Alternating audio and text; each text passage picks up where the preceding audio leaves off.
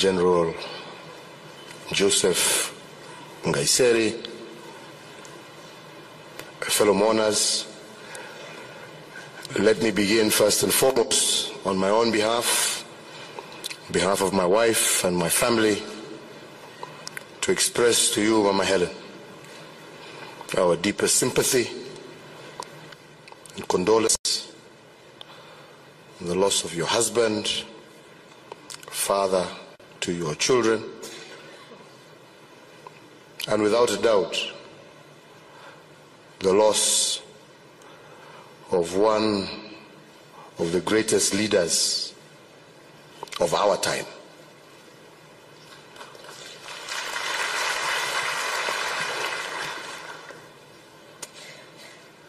I met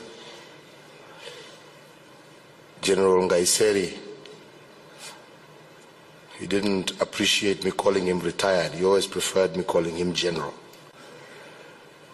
General Nkaisery, as a very young man, as a friend of my cousin Kongo, who was up here earlier. And then later, meeting up again as Project Uhuru in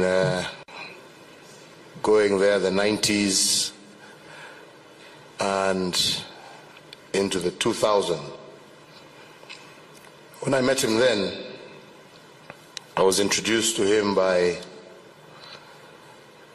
President Moi, who was very keen that I should get to know a few individuals who he thought it was important that I should get to know well, because there are people, he said, that I should work with. And General Nkaissery,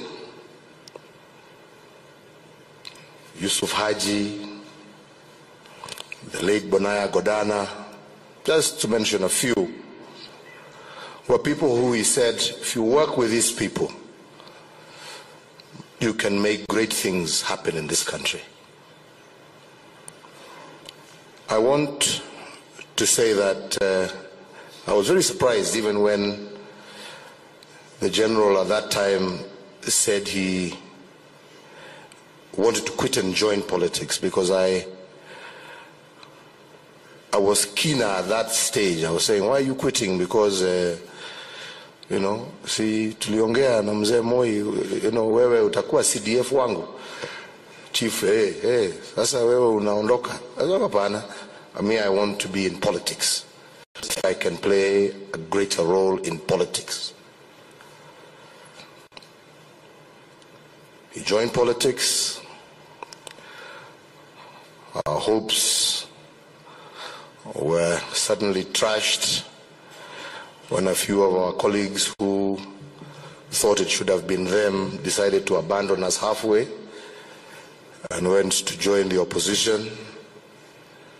And rather than find ourselves in government, we found ourselves in the opposition benches.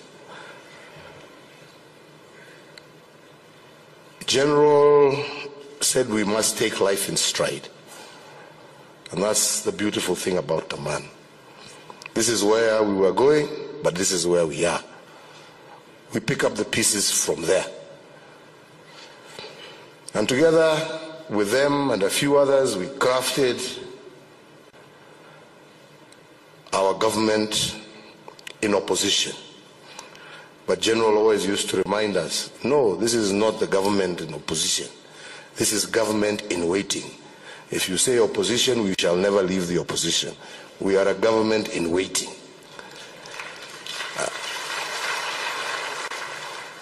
And we worked together for 5 years until the run-up again to the 2007 general elections, where again the same thing that happened in 2002 happened. I tried to convince General to stay with me in Kano. My friend here, William, had other thoughts at the time.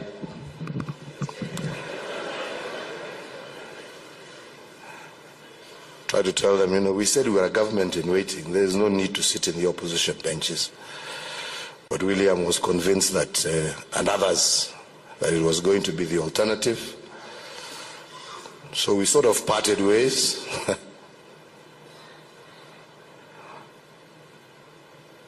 Went through that particular period. Formed government again. This time together, it was a coalition government after the problems that we faced.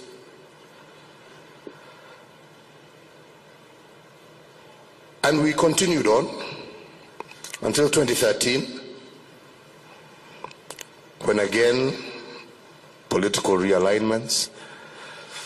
My friend William decided, no, it's time we get together again, so we got together again. And we did form government. And when we formed government, the one person I really, truly felt we missed was General Nkaissery.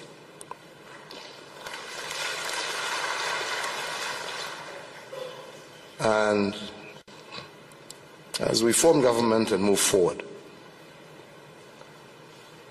we had all sorts of issues I don't wish to repeat, especially in the security sector, that required a major overhaul of how we did things.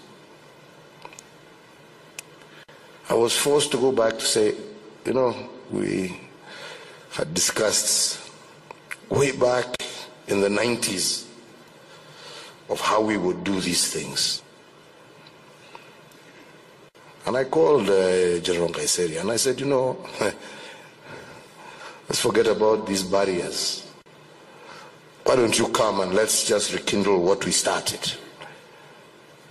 General did not hesitate even for 5 minutes. His point was, I was waiting for you to call me so that we can get to work.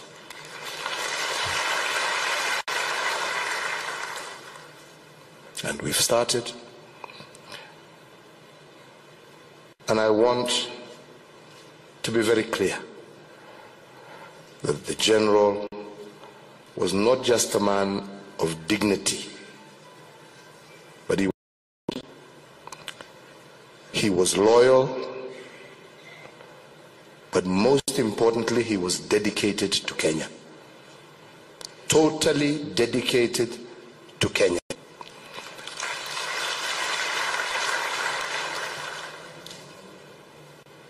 The cleanup that he did within that particular ministry, the support he gave me in terms of reorganizing the security sector, is something I personally shall never forget. General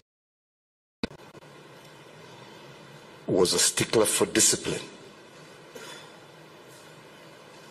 The general was a man of order. But most importantly, the general had a very soft spot for those that he cared for. I am going to miss a friend. I am going to miss a colleague. Less than a month ago, we were at State House one evening and we were just going through a few things. And, he raised an issue and I told him, General, I'm going into my last election.